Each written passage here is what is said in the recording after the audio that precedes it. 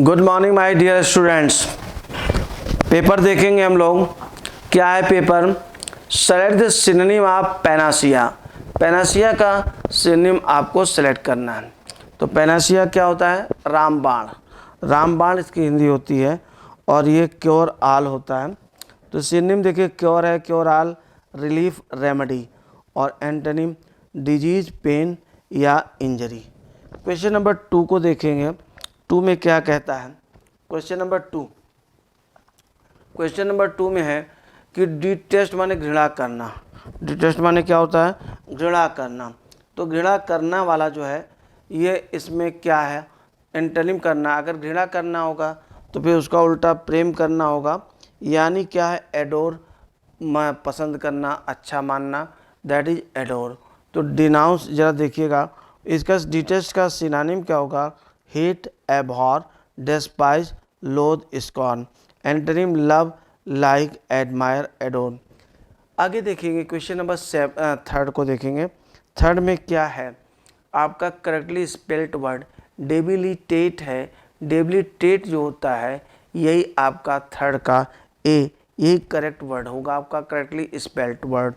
Question number 4 को देखिएगा। वाट ए memorable. Memorable का मतलब यादगार होगा। मेमोरेबल हॉलीडे हो जाएगा, दैट इज़ यादगार। ध्यान दीजिएगा। तो अगर हम बोलते हैं कि कैसा शानदार यादगार वाला जो हॉलीडे छुट्टी है, मेमोरेबल हो गया। Many important projects have reach the final stage. तमाम जो है फाइनल स्टेज पे पहुंच चुके हैं। ध्यान दीजिएगा। स्टेज ऑफ नंबर 5 में किस चीज़ के फाइनल स्टेज पे पहुंच चुके हैं? 5 में आप देखें तो इम्प्लीमेंटेशन, जो प्रोजेक्ट्स हैं उनको लागू करने की फाइनल स्टेज में पहुंच गए हैं। क्वेश्चन नंबर 6 ध्यान दें। और 6 हमारा कहाँ है? 6 ये है, यू लिव लॉन्ग। देखिए ये सीधा सीधा दिया गया है, may you live long. Exclamatory याद करें इसको, भगवान करें कि आप दीर्घायु हों। तो ये मे यू लिव लॉन्ग, मे शब्द का प्रयोग होगा। 7 नंबर को देखिएगा। ईच ऑफ द गर्ल्स, चूँकि सब्जेक्ट ईच है, सिंगुलर है, इसलिए हैव कम नहीं होगा, has come. Question number 8, me and my wife नहीं होगा, क्या हो जाएगा? आई एंड माई वाइफ। हालांकि आई एंड माई वाइफ नहीं होगा, माई वाइफ एंड आई। तो पहली बात तो सब्जेक्ट का काम यहाँ पे हो रहा है, वर्ब के पहले जो आता है वो सब्जेक्ट होता है, तो मी नहीं हो सकता, आई होगा। और दूसरा 231 का पालन आपको करना है, तो 231 का पालन करने के लिए माई वाइफ एंड आई होगा। क्वेश्चन नंबर 9, ऐसे writing is an art that requires many planning on the part of. 9 number को देखेंगे कि on the part of requires many planning. Planning क्या है? अनकाउंटेबल है। अगर ये अनकाउंटेबल है तो मेनी का प्रयोग कैसे होगा? ठीक है, योजना है तो इसलिए यहाँ पे मेनी का प्रयोग नहीं होगा, मच का प्रयोग चाहे तो हम कर सकते हैं। 10 to 12 में आप देखिए, 10 to 12 क्या है? Idioms and phrases. काट रेड हैंडेड, इसका मतलब क्या होता है कि रंगे हाथों पकड़ लेना। तो 10 नंबर में आप देखिएगा, discovered in the act of doing, मतलब काम करते समय अगर कोई रंगे हाथों पकड़ा जाता है तो जिस समय वो काम कर रहा होता, गलत काम कर रहा होता, उसी समय वो पकड़ा जाता है कार्य करते हुए। 11, गेट क्रैशर जो होता है, अर्थात ऐसा व्यक्ति जो बिना बुलाए मेहमान होता है, 11 सी हो जाएगा। क्वेश्चन नंबर 12 में टू एंगल दिया गया है। टू एंगल का मतलब होता है टू फिश। क्वेश्चन नंबर 12 को देखिएगा, टू फिश है ना, मछली पकड़ना, टू एंगल टू फिश हो जाएगा। क्वेश्चन नंबर 13, फेवरेटिज्म जो दिया गया है ये भाई भतीजावाद है। भाई भतीजावाद जो होता है वो नेपोटिज्म होता है। Favouritism shown by person in power to his relatives, जो अपने रिश्तेदारों को सत्ता में जो व्यक्ति होता है वह जब दूसरे को लाभ देता है वही भाई भतीजावाद कहलाता है। 14 है a round about way of expression. Circumlocution जो होता है घुमा फिरा करके कही गई बात होती है। 15 suitable are intended for only young persons, जो यंग पर्सन्स के लिए सूटेबल होता है उनको हम क्या कहते हैं, उस चीज़ को क्या कहते हैं, that is called, let us see, ध्यान दीजिएगा, उसे हम जुवेनाइल कहते हैं। जुवेनाइल जो होता है जो यंग पर्सन्स के लिए सूटेबल होता है। ईच 16 को देखिएगा, 16 में क्या कहता है, लेट अस सी, 16 कह रहा है कि each self is unique and therefore cannot be compared. सब लोग क्या हैं, यूनिक होते हैं, इसलिए उनको कंपेयर्ड नहीं किया जा सकता है। एंड देयर फोर इनकम्पेरेबल हो जाएगा, यानी तुलना नहीं की जाने का भाव है, इसलिए यहाँ पे 16 में ए हो जाएगा।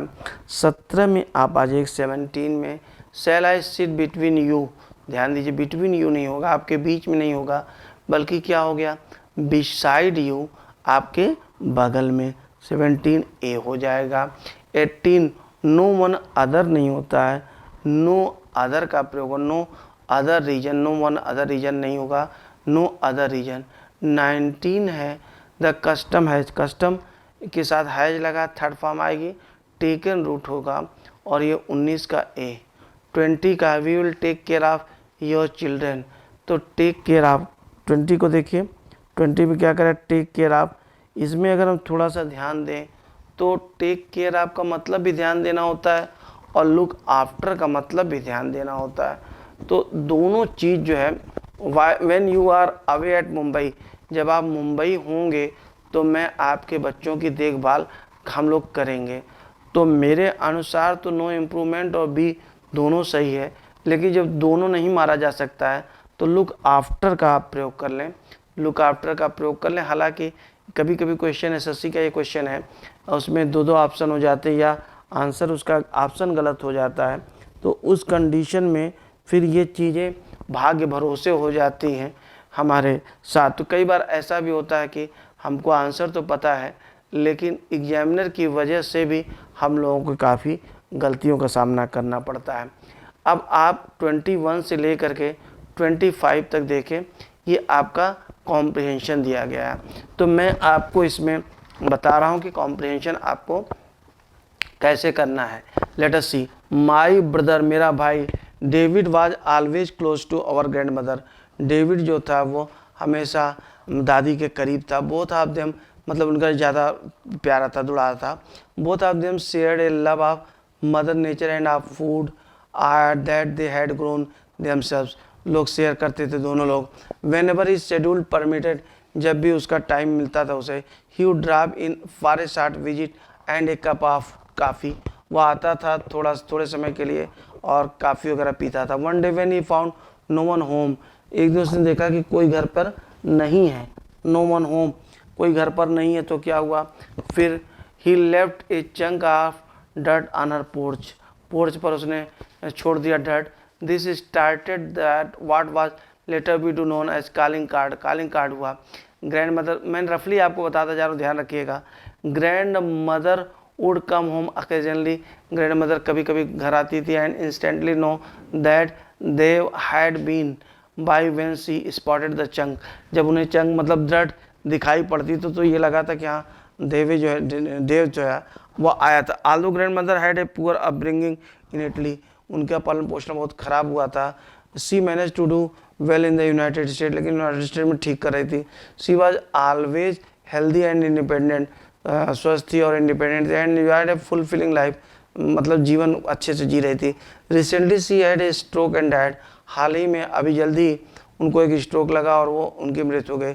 Everyone was saddened by her death, हर व्यक्ति जो है उनकी मृत्यु से दुखी था। डेविड वाज डिसकंसोलेट, लेकिन डेविड क्या था, बहुत दुखी था, उसको मनाया नहीं जा सकता था। His life long friend was now gone, उनका जो जीवन भर का उसका मित्र था, मतलब दादी थी, उनकी दोस्त, वह जा चुकी थी। तो 21 में अगर हम देखें, डिसकंसोलेट मतलब बहुत दुखी हो जाना, जिसे कंसोल ही नहीं किया जा सकता है, इसका मतलब हो गया एक्जुबरेंट। इसका अपोजिट क्या होगा, एक्जुबरेंट हो गया, बहुत खुशी, बहुत उल्लसित हो गया। आगे आप देखें, फिर 22 में अगर आप देखिएगा तो क्या है, कौन सी चीज़ वो छोड़ के जाता था, मतलब घर आता था और अगर कोई नहीं मिलता था तो वो क्या छोड़ के जाता था, तो आप लोगों को पता है, अभी सीधे सीधे बताया कि चंक ऑफ डर्ट, थोड़ा सा गंदगी धूल छोड़ करके जाता था ताकि ये लगे कि हाँ वह आया था पोर्च में। 22 का भी हो गया। Grandmother use to be, grandmother क्या करती थी, तो poor earlier but became rich later in the United but now in Italy. देखिए grandmother use to be, 23 को देखिएगा, तो पहले ये था, पहले वो गरीब हुआ करती थी, लेकिन बाद में ये जब यूनाइटेड स्टेट्स में, इटली में पालन पोषण हुआ था, गरीबी में हुआ था, लेकिन अब यूनाइटेड स्टेट्स में अच्छा कर रही थी, मतलब बाद में वो धनी हो गए। ग्रैंड मदर एंजॉयड ए, उनको कैसा था उनका जीवन, तो उनका जीवन जो था वो गुड था और हेल्दी भी थी वो। 24 का बी हो जाएगा। और 25 ग्रैंड मदर की मृत्यु ने सबको क्या कर दिया था, सबको दुखी कर दिया था, बहुत ज़्यादा दुखी कर दिया था। सैड इंक्लूडिंग डेविड, डेविड सहित हर व्यक्ति को बहुत ज़्यादा दुखी कर दिया था। तो इस प्रकार से हम लोगों का ये भी सही हो गया और ये हम लोगों का कॉन्सेप्ट क्लियर हो गया। कॉम्प्रिहेंशन मैं आपको रफली बता रहा हूँ, ठीक है, ताकि आप उसी तरह से करते जाएं और ध्यान देंगे कि जितना न्यूज़पेपर रीडिंग आपकी होगी लिटरेचर